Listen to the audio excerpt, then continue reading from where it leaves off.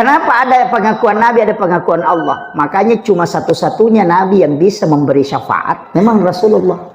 Karena satu-satunya Nabi yang punya otoritas ibadah cuma Nabi. Coba, Nabi Ibrahim kan tidak ada.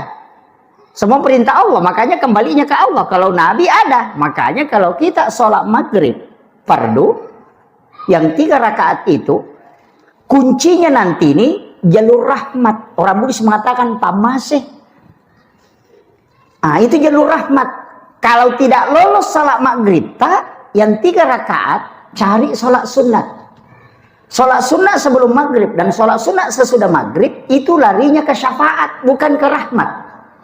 Karena itu pengakuan ke Nabi. Jadi itu larinya ke syafaat. Makanya 2 kunci kalau mau masuk surga. Kalau bukan jalur rahmat, jalur syafaat. Itu aja kuncinya, Pak.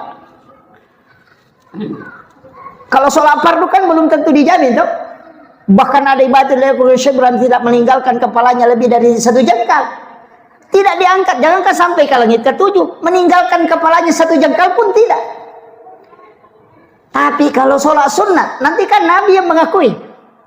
Makanya Nabi mengatakan, kalau ketika engkau ingin bersamaku di dalam surga, perbanyak sujudmu. Pasti bukan sholat fardu itu. Sholat sunat tidak masuk, karena tidak mungkin ditambah sholat fardu. Enggak begitu.